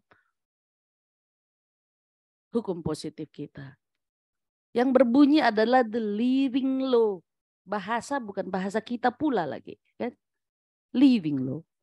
Egan Ehrlich menyebut itu. Oke, baik. Sehingga saya ingin katakan begini. Ada tadi yang saudara bicarakan tentang tidak kepastian, tidak ada. Tidak ada kepastian hukum ya di situ. Sehingga saya boleh katakan bahwa manusia ini, negara ini bukan tugasnya menghadiahkan tanah kepada rakyat ini. Karena ia memang memiliki tingkatan tertinggi dalam stratanya, dalam hierarkinya, penguasaan hak bangsa, hak bangsa Indonesia. Dia yang tertinggi loh. Hak menguasai negara itu soal kedua. Hak ulayat itu soal ketiga. Dan hak individual soal keempat. Hak bangsa Indonesia, ini artinya apa? Ketika terjadi gempa, mau sebagian kek, mau sepenuhnya, semuanya kek, itu sudah menjadi kewajiban siapa? Siapa? Negara. Besar-besar dong suaranya. Jangan begitu. Negara. Kan begitu. Promosi nih. Harus besar-besar suaranya. Jangan takut. Saya bukan monster. Baik. Dasolen. Setahu kita bahwa negara menjadi wajib memberikan perlindungan kepada manusia. Tentu saja terhadap terjadinya gempa. Ya. Maka oleh karena itu saya ingin katakan begini. Ada apa sih negara ini ketika terjadi gempa? Ya, gempa. Kita tahu bahwa gempa itu tidak selalu. Ya, sekali-sekali Ji. Tetapi kenapa negara begitu berat untuk memberikan kepada mereka? Sekali-sekali tapi membuat kita bisa menangis semuanya. Ada orang mati, orang tidak menangis biasa saja. Tetapi ini meluluhlantahkan itu membuat kita ngeri melihatnya itu. Kenapa negara tidak ngeri melihat itu? Sehingga saya boleh katakan bahwa momok yang selama ini terjadi, bahwa negara kita itu banyak orang yang memiliki sedikit tanah. Sedikit orang memiliki banyak tanah. Dan bahkan banyak orang yang sama sekali tidak memiliki tanah. Mengapa demikian? Karena negara kita masih porsi-porsi seperti itu. Ya. Bidang juga banyak orang yang tidak mendapatkan haknya. Ya. Izin, Prof. Ya. Baik, sekarang saya sudah diingatkan ini. Maka oleh karena itu tadi Prof. Aminuddin tadi mau melampiaskan. Kalau saya tidak, Ji. Jadi dalam hal ini saya boleh katakan bahwa Qofadis, hak masyarakat. Qofadis akan kemana hak mereka ini? Apakah sampai mati dia tidak nikmati ada tanahnya atau tidak? Ya, sedangkan ada tanahnya saja hanya hilang, tidak juga dipikirkan ya. Nah, yakinkan saya saudara Promovendus, Promovenda ya. Seperti apa wujud nyata dari negara sebagai fungsi mengatur, memelihara dan mengawasi dari sekian banyak bangsa ini di Republik ini. Yakinkan saya, bagaimana itu negara itu? Dalam wujudnya ini terkait dengan penelitian saudara. Silakan. Baik, terima kasih Prof. Semestinya Prof, yang harus dilakukan oleh negara yang menjadi acuan atau patokan negara bertindak atau yang menjadi novelty saya saat ini sebenarnya Prof, meredefinisi tanah musnah tadi Prof sebelumnya, atau mengoreksi norma tanah musnah dalam peraturan perundang-undangan yang menyebutkan tanah musnah dengan membuat definisi tanah musnah yang menyertakan ketidakberlakuan skala alas hak. Kemudian ketika tanah itu dinyatakan memang tidak lagi dapat dipakai oleh pemegang hak, pentingnya ada perlindungan. Dalam hal ini, memberikan tanah pengganti dengan status hak milik yang luasnya sama, Prof. Ya. Dan kemudian ada ganti rugi dengan nilai yang sepadan. Kalau seandainya negara tidak dapat memberikan tanah pengganti yang luasnya sama dengan yang musnah, maka negara bisa memberikan ganti kerugian dengan nilai yang sepadan. Bagaimana dengan pendapat ganti rugi itu walaupun diganti tetap rugi? Apakah betul begitu? Ganti kerugian. Ganti rugi. Ganti kerugian. Ya, ganti kerugian. Ya, karena kenapa ganti rugi itu bisa dibenarkan? Karena sekalipun tidak semuanya. Ya. Karena ya begitu tadi, walaupun diganti tetap rugi. Ya, tetapi bagi mereka yang tahu teori keseimbangan, maka di situ dia dapatkan kebahagiaan. Karena satu-satunya yang adil itu bukan karena sama, tetapi dan bukan tidak sama berarti tidak adil. Ya, maka dari itu itulah hukum adat sebenarnya, keseimbangan. Ya, baik. Jadi intinya bahwa kenapa saudara menyebut bahwa tidak diterbitkannya hak atas tanah, karena lebih pada penghargaan terhadap bangsa ini sebenarnya. Ya. Karena kenapa? Kalau diterbitkan lagi di situ tanah yang sama, maka akan bisa rawan bencana. Saya setuju kalau demikian diberikan tanah pengganti sekalipun tidak sama. Ya, tidak sama bukan tidak adil ya. Ya, pakailah selalu keseimbangan. Ya, maka senyum-senyumlah selalu. Ya, baik dari saya, Prof. Sorry, saya mengambil waktu yang cukup lama. Baik, terima kasih yang amat terpelajar Ibu Profesor Dr. Andi Suryaman Mustaripide SHMH. Hanya saudara Promovenda ini bisa bernapas lega karena tersisa promotor. Apakah promotornya akan berdiri di belakangnya Promovenda atau juga bagian dari yang masih akan menguji saudara Promovenda? Saya mengundang dengan hormat yang amat terpelajar Ibu Profesor Dr. Farida Patitinggi, SH M.Hum. Silakan Prof. Baik, terima kasih Pak Dekan. Saya pun akan melihat waktu dulu ya. Start. Oke. Kita dikasih waktu 5 menit. Ya, Saudara Cindy, selaku promotor tentunya pertama saya menyampaikan apresiasi dan penghargaan atas jerih payah saudara yang luar biasa bolak-balik Makassar, Palu, dan di tempat kerjanya apalagi namanya Banggai Laut yang tentu butuh perjuangan yang panjang itu. Dan penelitian mengenai tanah musnah ini saya tahu bahwa tidak mudah ya. Apalagi ketika kita diskusi tentang terkait dengan identifikasi yang mana yang disebut dengan tanah musnah, kita mengacu pada Permen. Permen sudah jelas ada 3 kategori. 3 kategori itu bukan kumulatif, tapi salah satunya ya kalau kita membacanya. Nah, kalau kita melihat definisi itu, maka memang ada beberapa yang teridentifikasi sebagai tanah musnah di Palu ya. Namun demikian sampai selesai penelitian, saudara tidak mendapatkan penetapan, tidak mendapatkan data atau informasi dari pihak yang berwenang bahwa ada tanah musnah di Palu akibat dari gempa kemarin ya, likuifaksinya itu. Nah, oleh karena itu memang kalau secara fisik kita lihat kondisinya adalah tanah musnah dan secara hukum tentunya akibatnya akan menjadi tanah negara. Namun demikian belum ada penetapan sehingga sampai hari ini apakah itu status quo, apakah secara hukum otomatis menjadi tanah negara? Karena kalau kita lihat pasal 27 UPA ya tentu langsung menjadi tanah negara, tapi ternyata dalam Permen 17/2021 ada proses penetapan ya, ada proses penetapan dan penetapan itulah yang akan menjadi dasar hukum untuk dikatakan sebagai tanah musnah. Baru kemudian pemerintah melakukan tindakan atau langkah-langkah yang akan dilakukan selanjutnya setelah itu telah ditetapkan. Nah, oleh karena itu saya kira kita saya tidak usah bertanya Pak Dekan ya. Jadi hanya memberikan penguatan saja atas apa yang telah diteliti oleh saudara Provendus ya, karena memang intinya bahwa secara hukum kalau tanah musnah maka tanah negara. Itu sudah pasti. Itu di UPA sudah ada dan bahkan di Permen juga sudah jelas.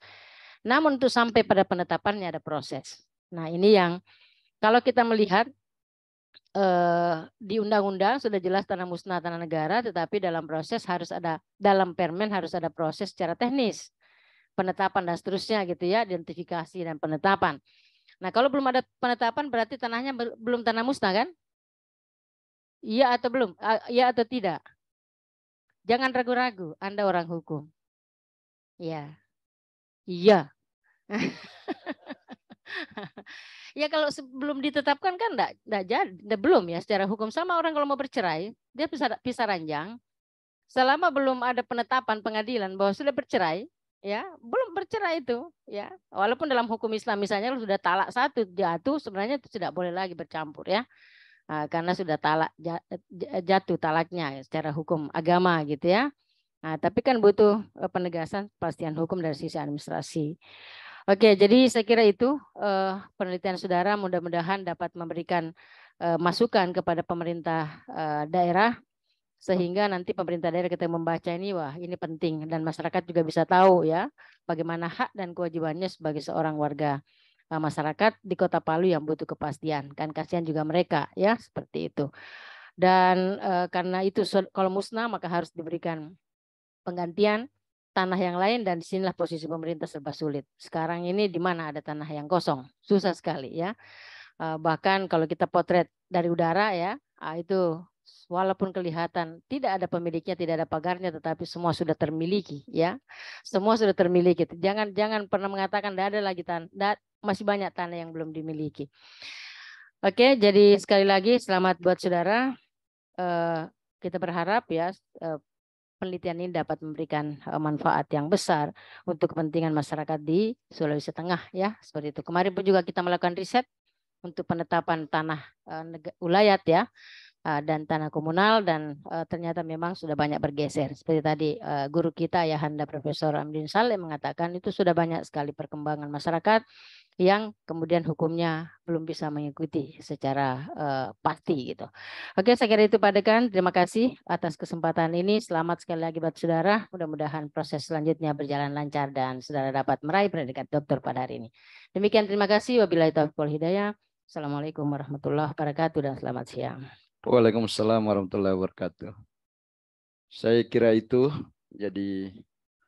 Saudara Promovenda, yang selalu ditunggu dari satu disertasi sebenarnya itu adalah konsep baru ya.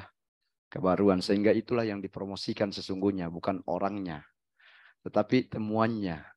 Saya berharap semua yang menjadi masukan dari tim penguji tadi itu menjadi bahan untuk menyempurnakan disertasinya lagi. Meskipun memang tidak ada karya yang sempurna ya, tapi kita harus selalu berupaya untuk mendekati kesempurnaan itu.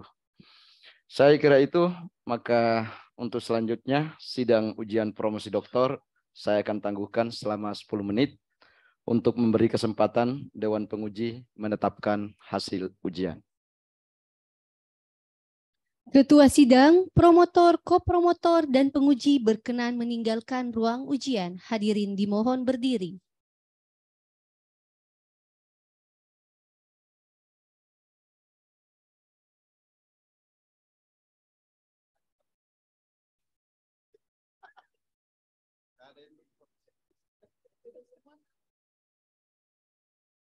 Hadirin dipersilahkan duduk kembali.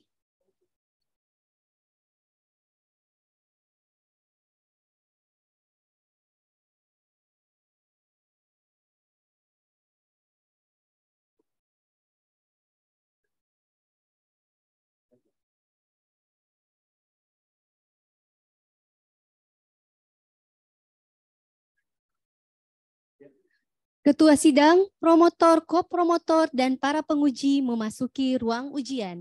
Hadirin dimohon berdiri.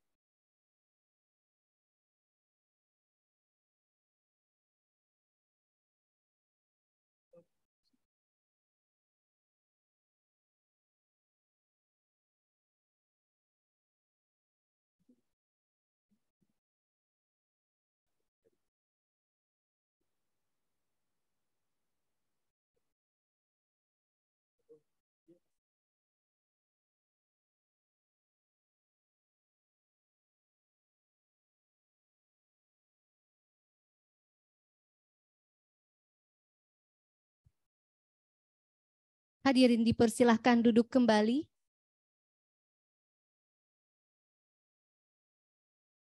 Sidang ujian promosi doktor dibuka kembali oleh Ketua Sidang. Rapat sidang ujian saya buka kembali. Pembacaan yudisium oleh Ketua Sidang.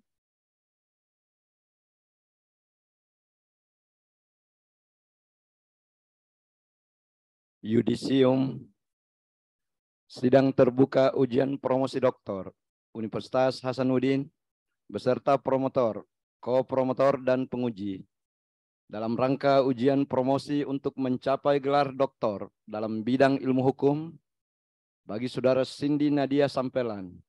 Setelah mempertimbangkan jawaban-jawaban atas segala pertanyaan dan sanggahan yang dikemukakan oleh promotor, kopromotor, dan penguji, dengan ini menyatakan bahwa saudara Cindy Nadia Sampelan dinyatakan lulus dengan predikat sangat memuaskan. Indeks prestasi kumulatif 3,98, lama studi 3 tahun 3 bulan, nilai disertasi 90. Dengan demikian, mulai hari ini, Rabu tanggal 7 Desember 2022, pukul 15.32 waktu Indonesia Tengah, saudara Cindy Nadia Sampelan berhak memakai gelar doktor dalam bidang ilmu hukum. Semoga ilmu yang dimiliki dapat dimanfaatkan bagi kepentingan umat manusia. Makassar, 7 Desember 2022, atas nama Rektor Ketua Sidang, Profesor Dr. Hamzah Halim, Promotor, Profesor Dr. Farida Fatitingi, SH, M.Hum. Penyerahan hasil yudisium oleh Ketua Sidang kepada Dr. Cindy Nadia Sampelan, SH, MKN, dipersilahkan mengambil tempat.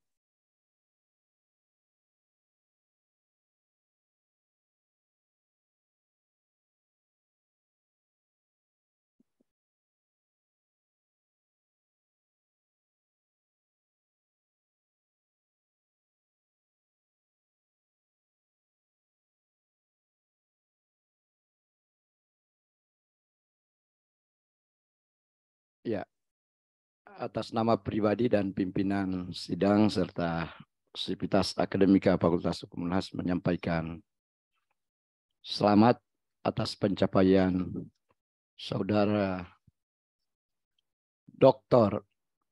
Cindy Nadia Samfelan SH MKN ya. Tentu juga kepada orang tua, dan saya lihat ada teman seperjuangan di sini hadir juga menyaksikan. Dan saya kira selama proses pendoktoran 3 tahun 3 bulan, saya kira bukan waktu yang singkat meskipun dari sekian banyak yang menempuh pendidikan doktor di Fakultas Hukum Unhas ini, waktu 3 tahun 3 bulan itu relatif singkat. Sehingga saya memberi apresiasi kepada Dr. Nadia atas Cindy ya, atas pencapaiannya dengan masa studi yang cenderung singkat gitu. Dalam rentang waktu 3 tahun 3 bulan itu tentu banyak kesan yang telah dialami oleh Saudara Dr. Cindy Nadia Samfelan SHMKN. Maka untuk itu saya memberi kesempatan pada Saudari Dr. Cindy Nadia Samfelan SHMKN untuk menyampaikan pesan dan kesannya kurang lebih 5 menit. Silakan. Terima kasih, Prof. Puji Tuhan, terima kasih penghargaan yang sebesar-besarnya untuk Sang Pencipta, karena saya diberikan kesempatan berada di podium ini seperti yang Prof. Riri sampaikan tadi. Tidak semua orang bisa ada di tempat ini, dan saya bisa berada di tempat ini karena campur tangan Tuhan, karena keinginan orang tua saya juga, Mami dan Papi untuk saat ini yang hadir langsung di tempat ini, orang tua saya, Papi saya, Mami saya juga hadir lewat Zoom. Terima kasih banyak juga anak-anak saya yang selama ini saya seringkali tinggalkan. Anak saya yang tertua saya tinggalkan di Kupang karena saya harus bolak-balik Makassar, dan yang kecil saya tinggalkan di Banggai Laut. Tapi mereka mau tidak mau, harus mau, maminya harus bolak-balik Banggai Laut dan Makassar. Juga saudara-saudara saya, kakak adik saya, yang lebih khusus kakak saya, sudah mau menjaga anak saya yang tertua yang ada di Kupang.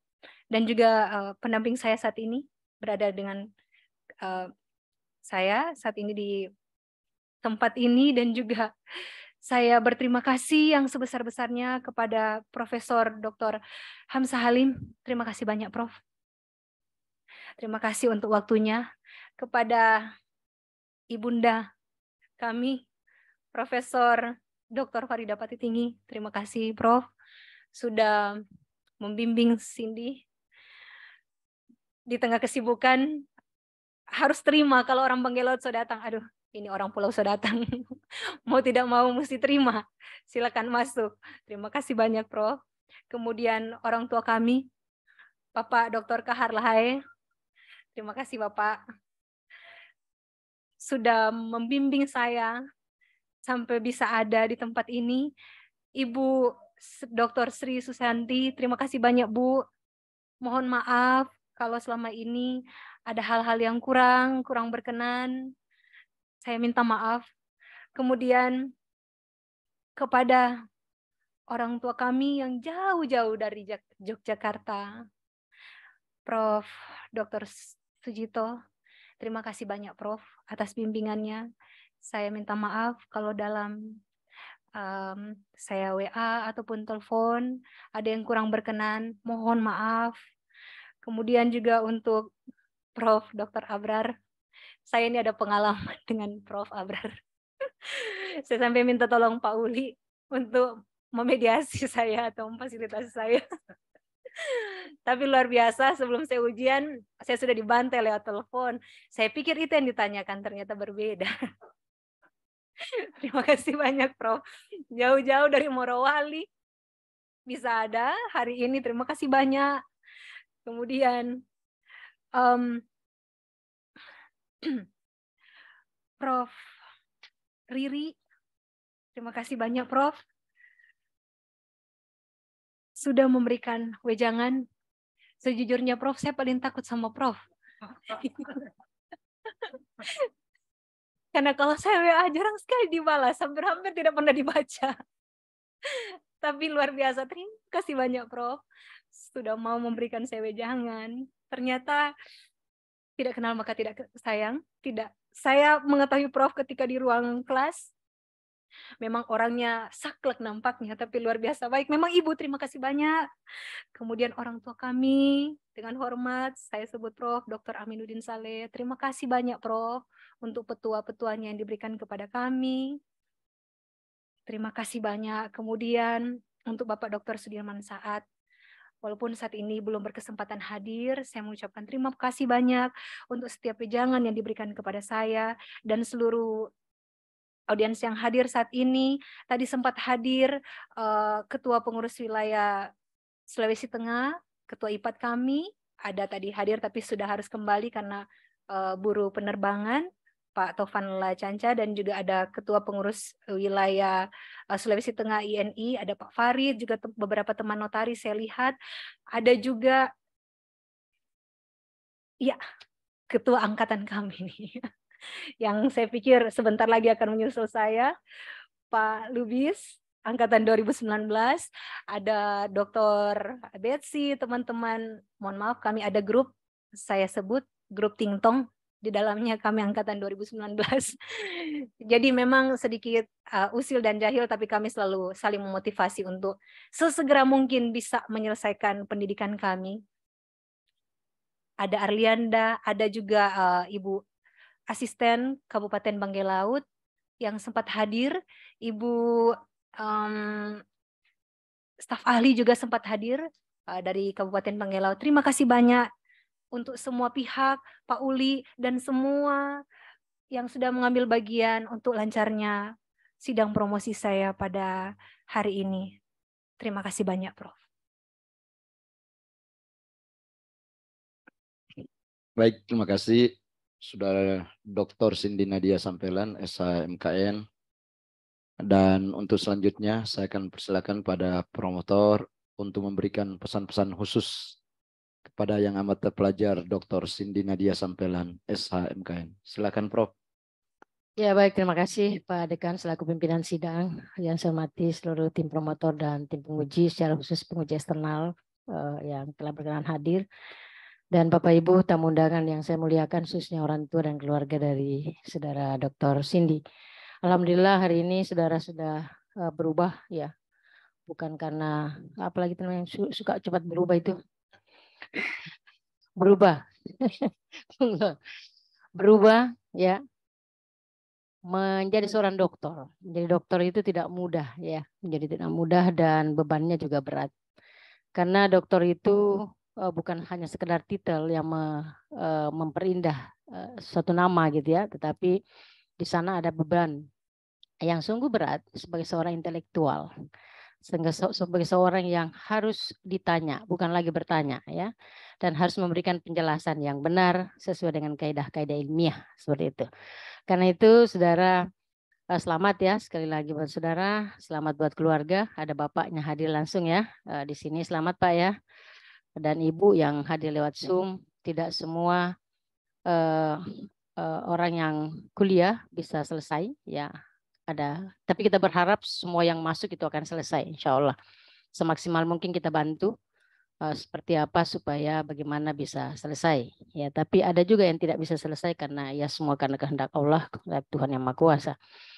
Ya, saudara Cindy, jadi menjadi dokter ataupun belajar menjadi seorang intelektual ya, itu adalah perjuangan yang panjang ya.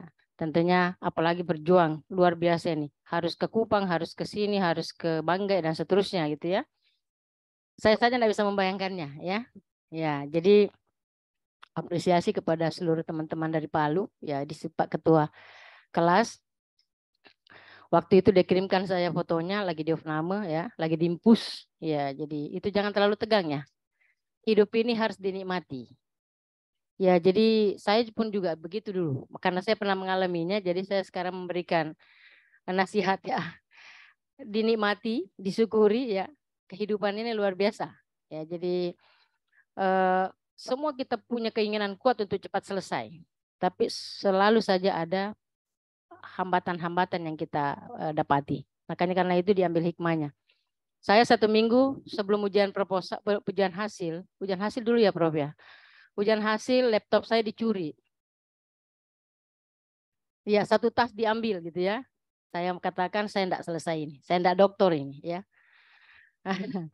Tapi alhamdulillah karena Tuhan selalu memberikan jalan terbaik. Ya, ternyata dulu sekretarisnya Pak Dekan Ibu Marwah itu saya kirimkan waktu itu flash disk ya. Saya minta untuk di-printkan, ternyata di-print 1 folder.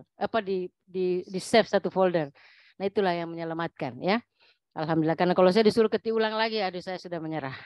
Nah, itulah perjuangan-perjuangan itu. Dan alhamdulillah Prof G itu waktu itu sebagai penguji saya. Akhirnya saya ujian proposal itu, ujian hasil itu hanya pernyataan keprihatinan. Ya. Nanti setelah promosi, baru saya dibantai oleh Prof Abrar. Ya. Saya ingat sekali ujian promosi doktor itu 3 jam saya 3. Karena dicecar pertanyaan oleh 13 penguji waktu itu. Itu penguji terbanyak sepanjang masa. Ya itulah semua perjuangan dan saya enjoy, saya menerimanya sebagai sebuah pembelajaran yang luar biasa ya. Tahapan dalam kehidupan kita seperti itu. Demikian Cindy ya. Cindy selamat. Ya, saudara doktor dengan usia relatif masih sangat muda dengan umur 35 tahun. Ya, Anda lahir 87 ya. Kita beda 20 tahun. Ya, tapi kan saya kira kalau kita foto sama-sama masih seumur ya. Ya, itu semangat juga ya. Jadi bagian dari semangat. Oke, Cindy, sekali lagi selamat. Ya, karena pendidikan itu akan meningkatkan derajat kita. Itu janji Tuhan ya, janji Allah. Kalau dalam Al-Quran seperti itu, saya pasti di Injil juga ada ya, seperti itu. Dalam setiap agama ada. Bahwa pendidikan itu akan meninggikan derajat seseorang. Jadi education is not preparation for life. Jadi education itu bukan untuk mempersiapkan hidup kita, tapi education is life itself ya. Jadi education itu adalah kehidupan itu sendiri ya. Jadi kita tidak bisa lepas dari pendidikan. Dan insya Allah karena Anda terpelajar, maka insya Allah ke depan kehidupan Anda akan semakin baik. Ya, saya kira itu yang dapat saya sampaikan. Sekali lagi selamat buat saudara dan terakhir saya kasih hadiah pantun ya. Ya, kampus Unhas. Iya, saya mau kasih pantun Prof Riri. Unhas kampus penuh kenangan, kenangan indah bersama mantan. Selamat dan sukses Cindy, sampelan telah lulus doktor dengan penuh kebahagiaan. Ya, selamat dan terima kasih. Demikian, wabillahi taufiq wal hidayah. Assalamualaikum warahmatullahi wabarakatuh dan selamat sore. Saya kembalikan kepada pimpinan sidang. Penyerahan tanda penghargaan dari Rektor Unhas yang diserahkan oleh Dekan Fakultas Hukum Unhas kepada promotor dan penguji eksternal dilanjutkan dengan penyerahan tanda penghargaan kepada masing-masing kopromotor.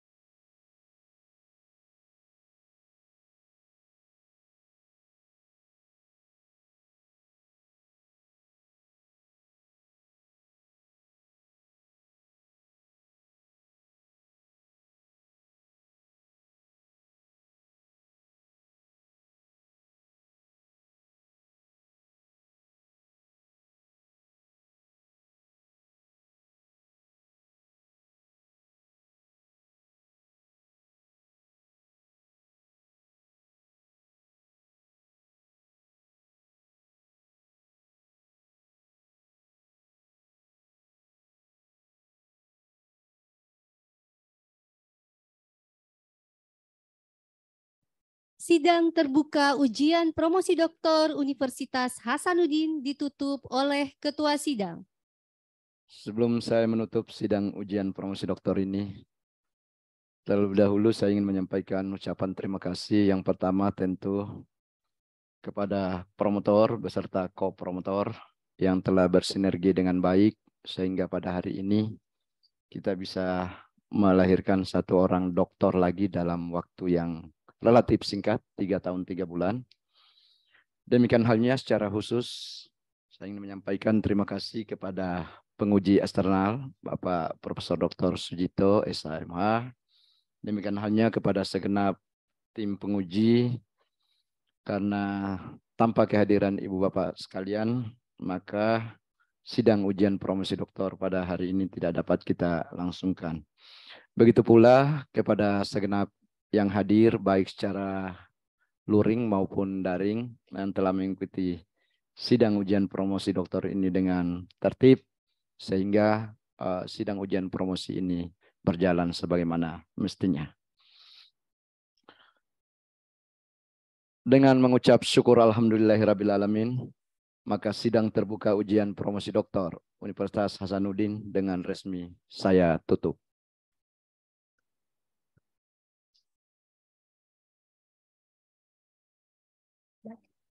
Dr. Cindy Nadia Sampelan SHMKN beserta keluarga disilahkan mengambil tempat untuk menerima ucapan selamat. Ucapan selamat dimulai oleh Dekan Fakultas Hukum Unhas selaku Ketua Sidang, dilanjutkan berturut-turut oleh promotor, kopromotor, dan tim penguji.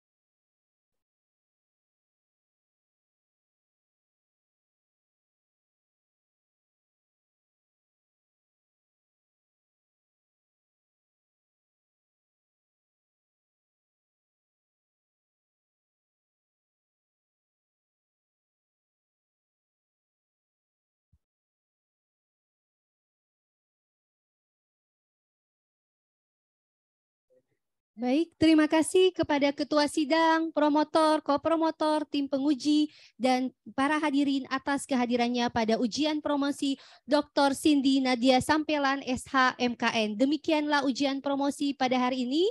Terima kasih. Wabillahi taufiq wal hidayah. Wassalamualaikum warahmatullahi wabarakatuh.